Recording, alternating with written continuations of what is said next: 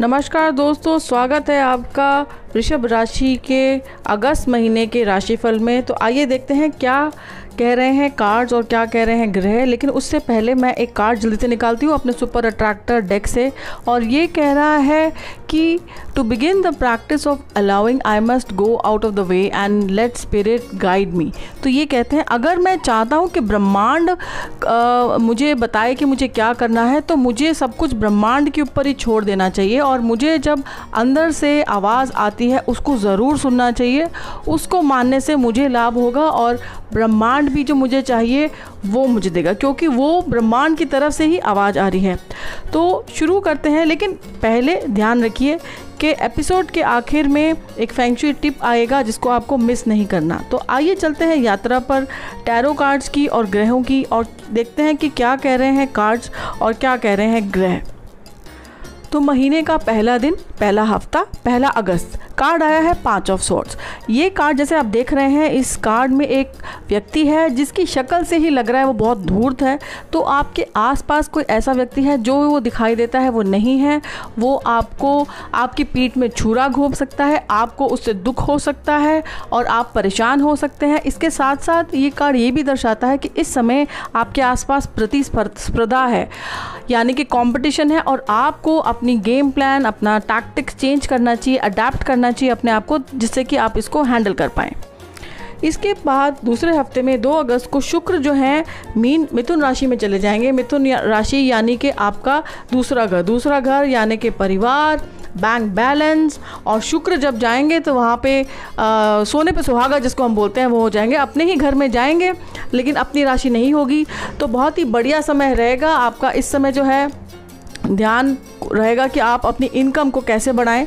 और उसी दिन बुध भी जो है कर्क राशि में जाएंगे, यानी कि आपका कर्क राशि यानी कि आपका तीसरा घर यानी कि आपके छोटे भाई बहन, अगर आप मीडिया में हैं, पब्लिशिंग लाइन में हैं, सोशल मीडिया में, किसी भी प्रिंट मीडिया में से कनेक्टेड हैं, तो ये समय आपके लिए बहुत ही अच्छा जाने वाला है।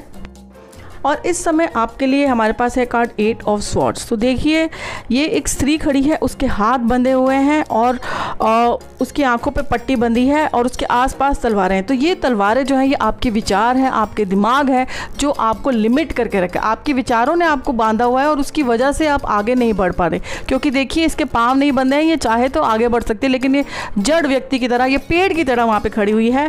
और ये जो पट्टी है, पट्टी इसकी ऐसी, इसके सामने कहीं ऐसी बातें हुई, आपके सामने कहीं ऐसी बातें हुई, घटनाएं हुई जिनको आपको ध्यान रखना चाहिए था, लेकिन आपने उनको अनदेखा कर दिया, जिसकी वजह से आप इस समय स्थिति में हैं। और ये कार्ड कह रहा है कि इस समय अगर आपने एक्शन नहीं लिया तो आपको पछताना पड़ेगा, तो ध्यान रखिए थोड़ा। और अगले हफ्ते में है हमारे पास आपके लिए पेज ऑफ कप्स। तो ये कार्ड दर्शाता है एक ऐसे व्यक्ति का या युवती का जो छोटी है, हो सकता है वो आपका भांजा भतीजा हो या कोई आपका टीम का मेंबर हो, जिसकी शादी का संदेशा आ सकता है। बहुत ही भावुक समय रहेगा आपके लिए और अच्छी भावनाएं रहेंगी आपके लिए इस समय। और अगर इस तरह का कोई व्यक्ति नहीं है, आपके कोई भांजी भतीजा नहीं है जिसकी शादी का संदेशा आएगा, तो यह कार्ड दर्शाता है एक ऐसी स्थिति जिसमें आप जो है बहुत ज़्यादा भावुक रहेंगे और अच्छा समय रहेगा। मतलब आप हर चीज़ को बड़े भावुक नज़रिए से देखेंगे अपनी ज़िंदगी में। और चौथे हफ्ते में सूर्य जो है सिंह राशि में प्रवेश करेंगे। सिंह राशि यानी कि आपका चौथा भाव यानी कि आपके वैभव का, माता पिता का। तो हो सकता है आपको कुछ इस समय नाम और शोहरत मिले। इसके साथ साथ हो सब आपका ध्यान ज़रूर जाएगा कि आपको कोई गाड़ी लेनी है या आपको मकान लेना है, आपको अपना पैसा कहाँ इन्वेस्ट करना चाहिए, इस पर आपका ध्यान जाएगा। इसके बाद मंगल जो है 17 अगस्त को वो भी चले जाएंगे मेष राशि में। मेष राशि यानी कि आपका 12वां भाव। तो आपको हो सकता है यात्राओं पर निकलना पड़े और अंतर्राष्ट्रीय यात्राओं पे निकलना में और खर्चा होगा ज़रूर। और इसके साथ साथ आपको गुस्सा भी शायद थोड़ा ज़्यादा है, थोड़ा ध्यान रखिए।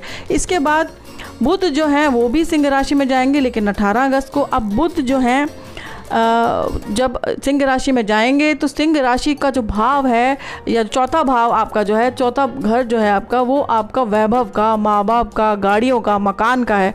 तो इस समय आपका सारा ध्यान रहेगा कि आपको इस समय कोई गाड़ी ले लेनी चाहिए, या आपको कहीं पे जो आपका पैसा है उसको किसी मकान में, प्रॉपर्टी में इन्वेस्ट कर देना चाहिए।